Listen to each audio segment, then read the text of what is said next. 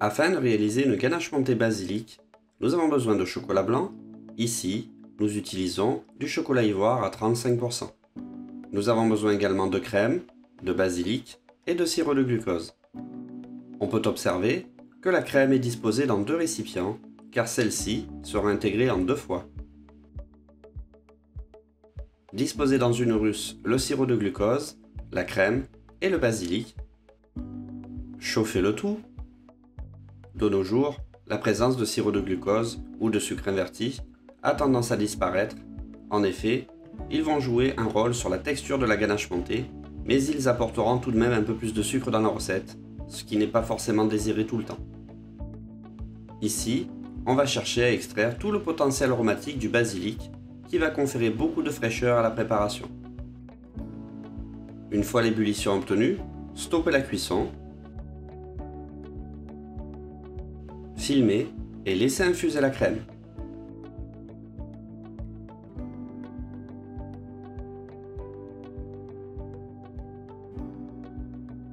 Parallèlement à l'infusion de crème, faire fondre bain-marie le chocolat. Pour assurer une bonne fonte du chocolat, il est important de commencer avec un bain-marie tiède et pas très chaud. Un bain-marie bouillant pourrait rendre épais et visqueux le chocolat, car la température trop importante pourrait directement brûler le chocolat. Il faudra également faire très attention à ne pas mettre de l'eau en contact du chocolat. En effet, l'eau est l'ennemi du chocolat. En présence d'eau, le chocolat durcit, devient épais et granuleux, et ceci est lié à la composition du chocolat qui est composé en grande partie de matières grasses représentées par le beurre de cacao. C'est la raison pour laquelle une ganache réside en fait sur le principe de l'émulsion. Lors de la réalisation d'une ganache montée, il est important de connaître la composition en beurre de cacao du chocolat utilisé, car c'est lui qui va générer en grosse partie la texture de la ganache montée. Trop de beurre de cacao au sein d'une ganache montée engendrerait une texture désagréable et grasse. En revanche, une quantité insuffisante engendrerait un manque flagrant de tenue.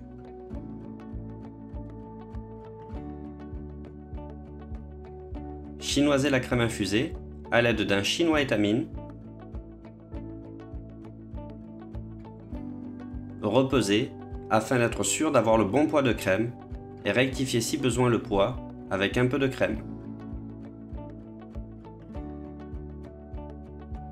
Une fois la crème chaude, versez lentement la moitié du mélange chaud sur le chocolat fondu.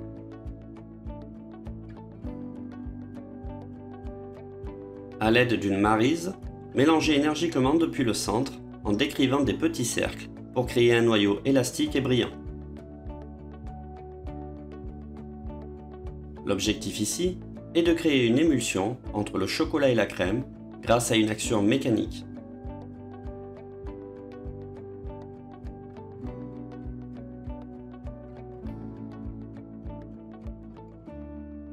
Incorporez le reste de crème et mélangez selon le même procédé.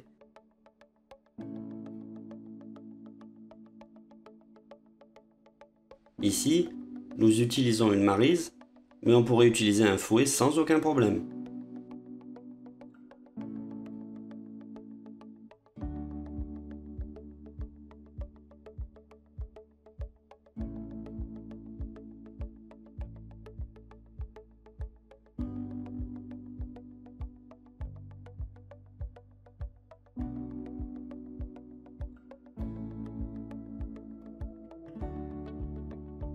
L'émulsion étant réalisée, on peut à ce moment ajouter la crème froide.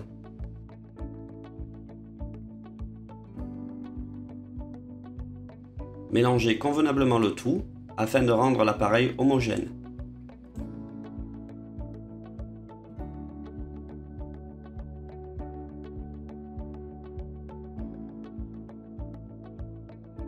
Filmez au contact et entreposez au frais afin de faire refroidir la masse. Idéalement, la veille pour le lendemain afin que le beurre de cacao puisse exercer son effet de façon optimale ou à défaut dès que l'appareil est froid et pourra supporter un battage au fouet. Une fois l'appareil refroidi, on observe un changement de consistance lié à l'action du beurre de cacao. On peut donc monter le tout au batteur afin d'incorporer de l'air et foisonner la masse. En effet, la crème a la capacité de foisonner, c'est-à-dire de capter de l'air et de prendre du volume. Le foisonnement est en partie dû à l'enveloppement de bulles d'air par les globules gras de la crème. Le fouettage de la crème va entraîner la rupture de la membrane des globules gras et l'incorporation de bulles d'air grâce aux nombreuses branches du fouet. Progressivement, les globules gras vont envelopper les bulles d'air et les retenir. C'est la raison pour laquelle il est important de travailler avec une crème froide afin de conserver les globules gras le plus solides possible.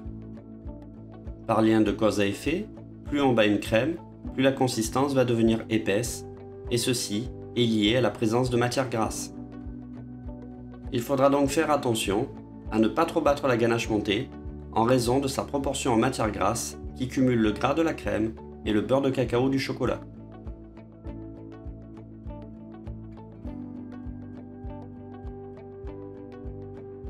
Garnir un insert de 14 ou 16 cm de diamètre.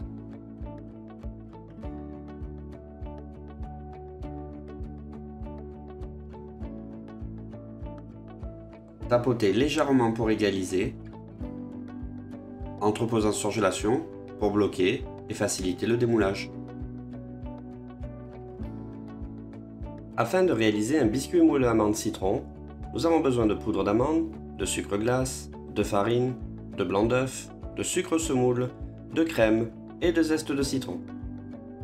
Disposez dans une calotte le sucre glace, la poudre d'amande, la farine et les zestes de citron.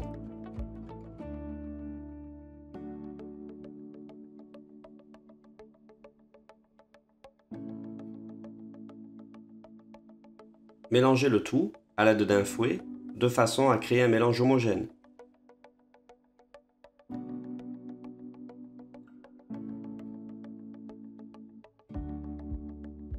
Ajoutez les blancs d'œufs et la crème liquide.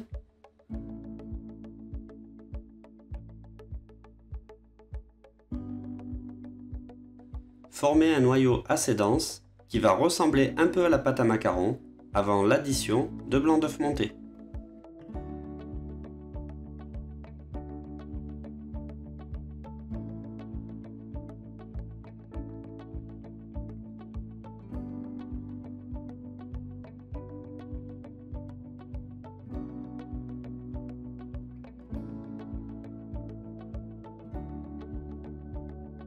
Parallèlement, montez les blancs d'œufs.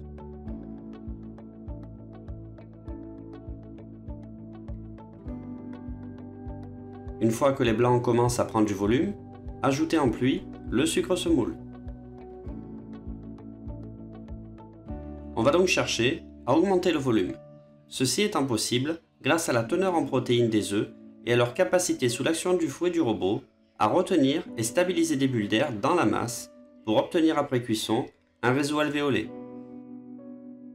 Serrez les blancs jusqu'à obtenir une masse qui est de la tenue mais qui reste encore souple, une texture au bec. Détendre la masse avec une partie des blancs.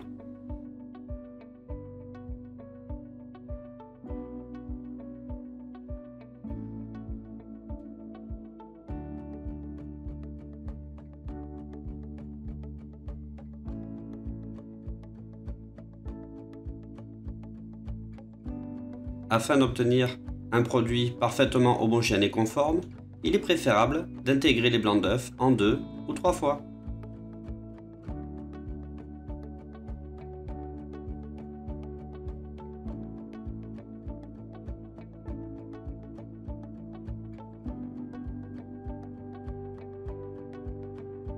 Intégrez pour finir le restant des blancs et mélangez convenablement l'appareil.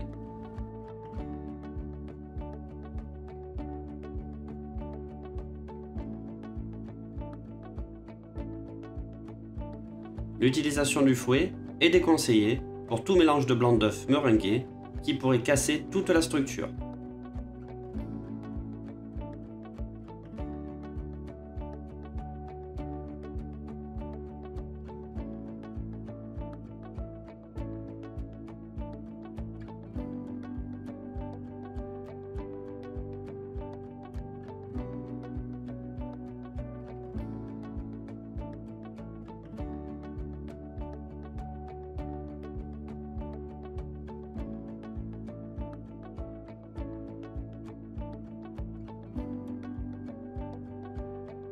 Étalez le biscuit sur feuille à l'aide d'une spatule coudée.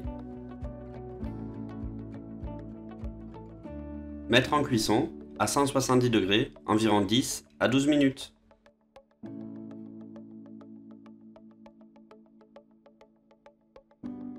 Afin de réaliser un biscuit à rouler coloré, nous avons besoin de fentier, de jaune d'œuf, de blanc d'œuf, de sucre semoule, de farine, de poudre d'amande, de beurre qui devra être incorporé fondu et de colorant. Pour commencer, mélangez la farine et la poudre d'amande de façon à générer un mélange homogène.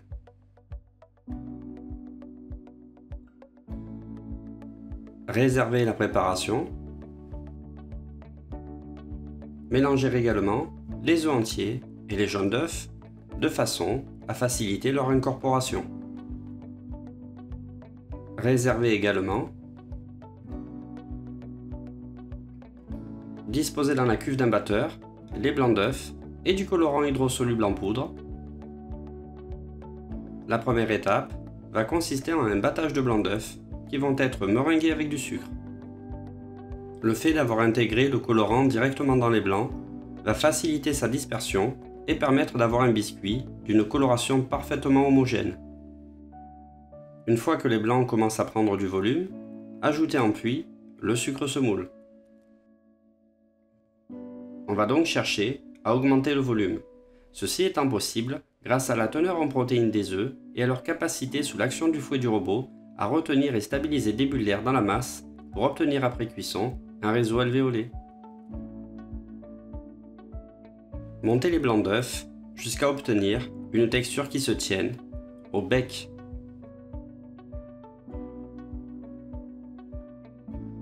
En cours de battage, versez délicatement sur les parois de la cuve le mélange d'œufs et jaune tout en battant modérément en évitant les trop grosses vitesses. En effet, lors de l'incorporation de jaune, il est toujours préférable de les intégrer à vitesse plutôt modérée afin de ne pas faire retomber la masse.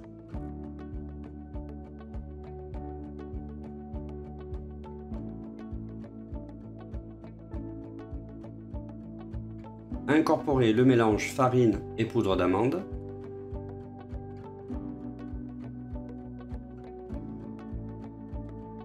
Mélangez à nouveau délicatement.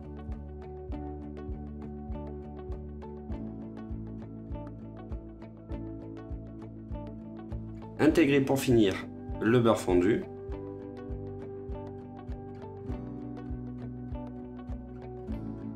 Mélangez à nouveau. À l'issue, on observe une pâte très souple.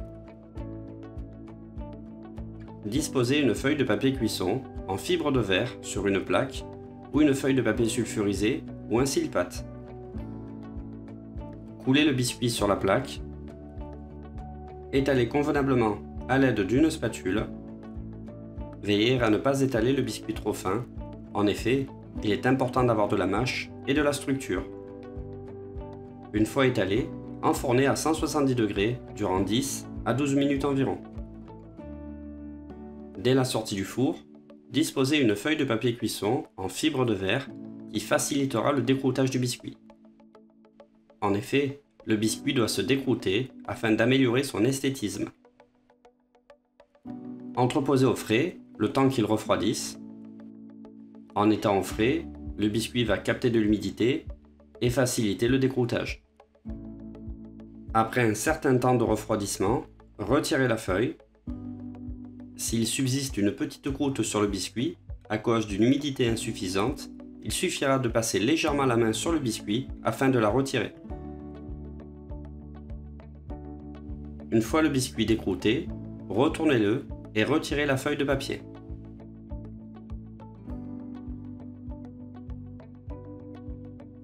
Parez les extrémités de façon à générer un biscuit bien net.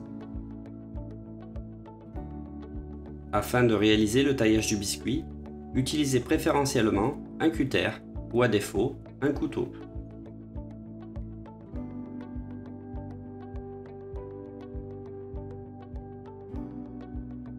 À l'aide d'une bande de rhodoïde, taillez des bandes régulières à l'aide du cutter. Ces bandes pourront ainsi servir pour le montage d'entremets.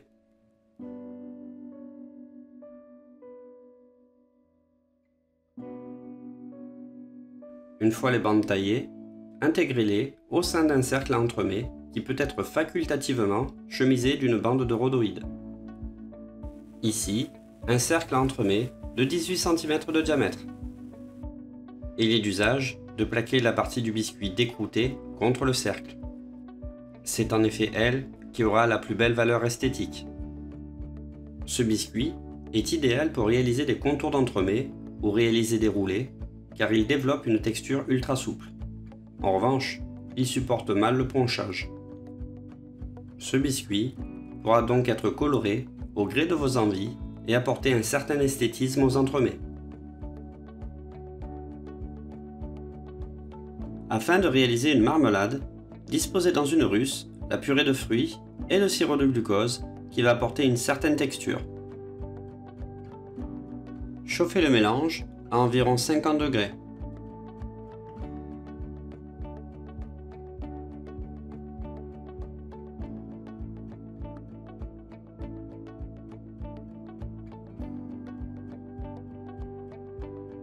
Mélangez la pectine NH au sucre semoule.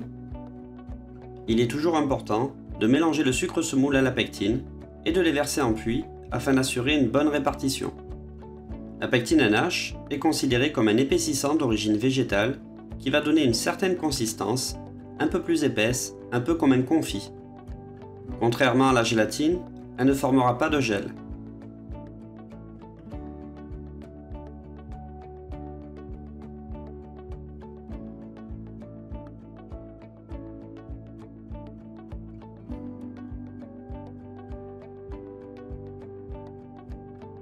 Quand la température de 45-50 degrés est atteinte, versez en puits le sucre semoule mélangé à la pectine NH.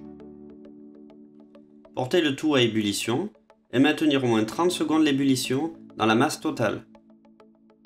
Les marmelades sont utilisées en pâtisserie pour renforcer le côté fruit. On peut les utiliser pour garnir des fonds de tarte, des biscuits, des viennoiseries, fourrer des fruits et pour apporter certains éléments de finition dans des desserts à l'assiette. Une fois arrivé à ébullition, laissez refroidir la masse.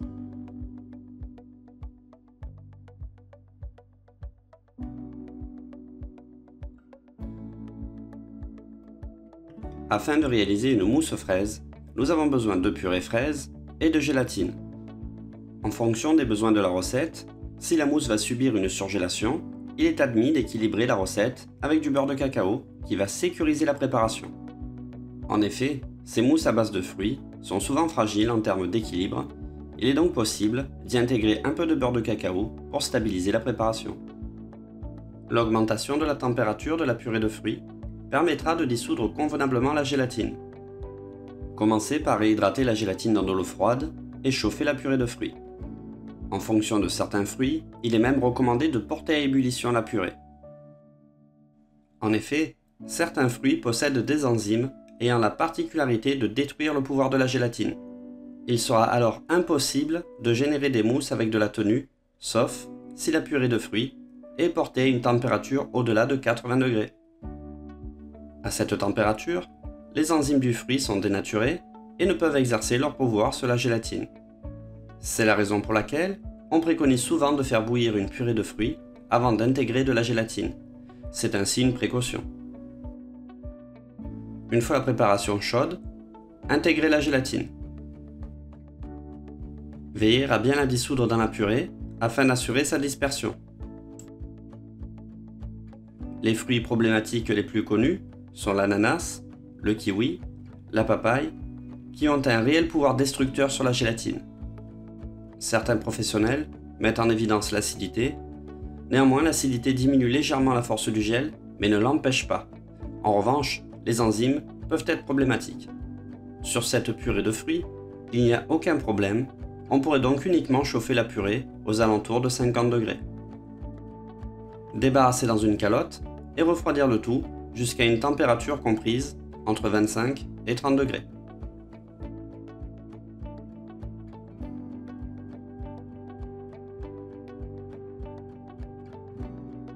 Pendant ce temps, montez une crème fouettée en veillant à la conserver bien souple et réservée. Pour réaliser la mousse, nous utiliserons une meringue italienne pour laquelle nous aurons besoin de blanc d'œuf, d'eau, de sucre semoule et nous rajouterons du sirop de glucose. Cette meringue se construit en versant un sirop de sucre chaud sur des blancs montés. On obtiendra alors une meringue souple, plus ou moins chaude et brillante.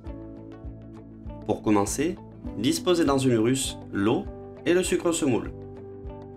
Pour réaliser la cuisson d'un sucre, il y a des précautions à prendre pour la mener à bien. Évitez de remuer pour éviter que le sucre masse, c'est-à-dire engendrer la formation d'une masse opaque et visqueuse. On peut réaliser une meringue italienne en intégrant du sirop de glucose dans la recette.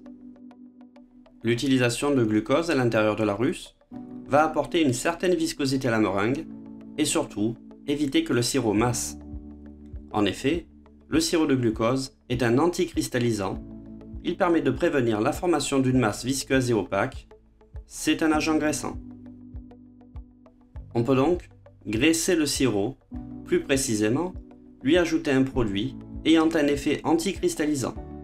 Attention, il ne s'agit pas là d'intégrer une matière grasse. L'intégration de sirop de glucose est donc permise, voire même recommandée. Le sirop de glucose va également donner une certaine texture à la mousse.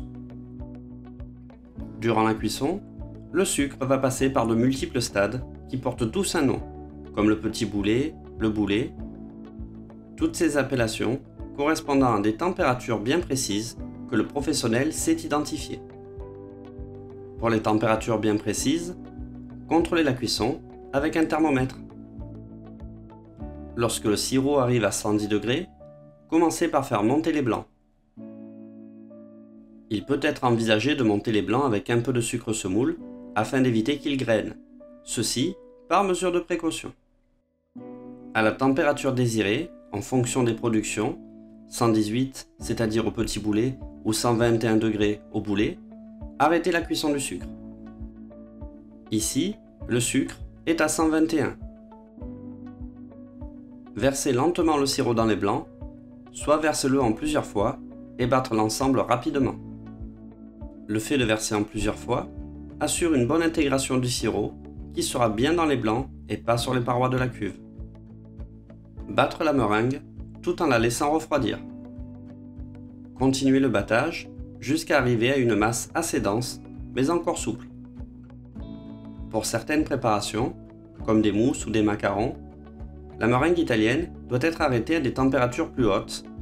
Il sera donc important de contrôler la température de sortie. Une fois la meringue réalisée, utilisez-la immédiatement.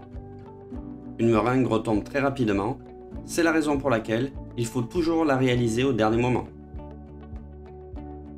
Une fois la purée refroidie, entre 25 et 30 degrés, incorporez la crème fouettée qui aura été montée très souple, idéalement en 2 fois.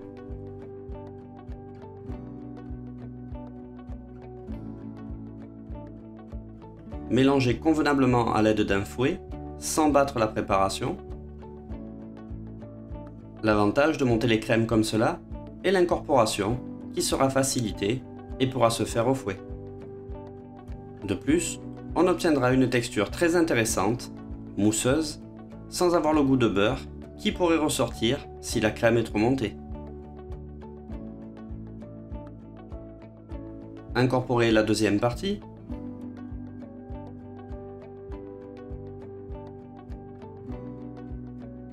La purée de fruits étant à bonne température, on pourra conserver un joli volume de la préparation.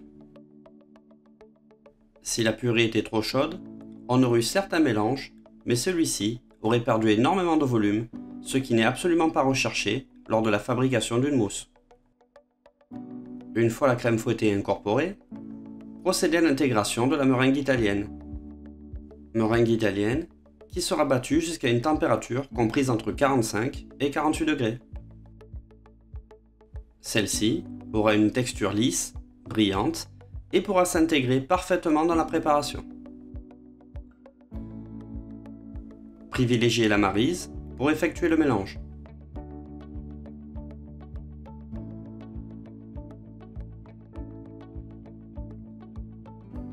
Veillez à peser avec exactitude le poids de meringue. En effet, chaque fruit s'équilibre avec une certaine quantité de gélatine, de crème fouettée et de meringue italienne. Les purées de fruits ne développent pas toutes les mêmes consistances. De plus, la quantité de sucre d'un fruit à l'autre est également différente. Il sera donc important d'adapter la recette en fonction de chaque fruit.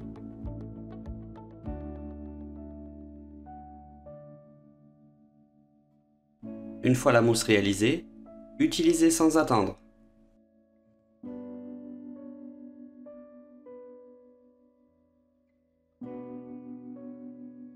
Détaillez un biscuit moelleux amande citron à 16 cm de diamètre et l'intégrer dans le fond du cercle. Garnir le fond de marmelade de fraise préalablement lissée.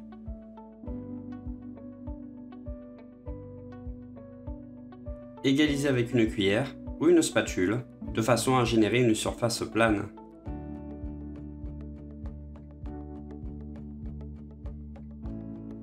Coulez la mousse fraise un peu plus qu'à mi-hauteur.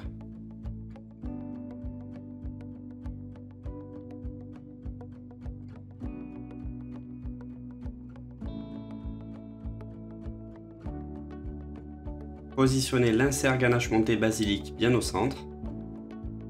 Recouvrir de mousse fraise jusqu'à 2-3 mm du bord.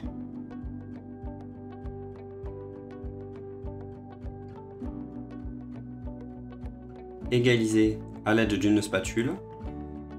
Cette étape permettra de positionner les fruits sur une surface bien plane.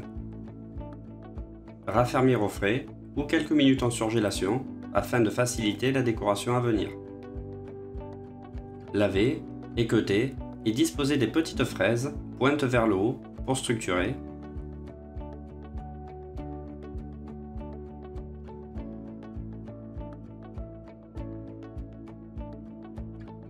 Taillez des fraises et les disposez harmonieusement.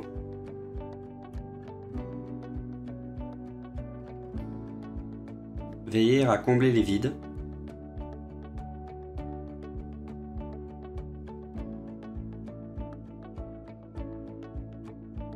Alternez les positions de façon à donner un bel effet de dressage.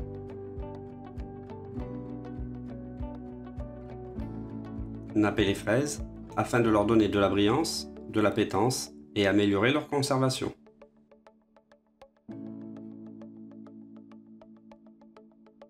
Agrémentez de quelques sommités de basilic.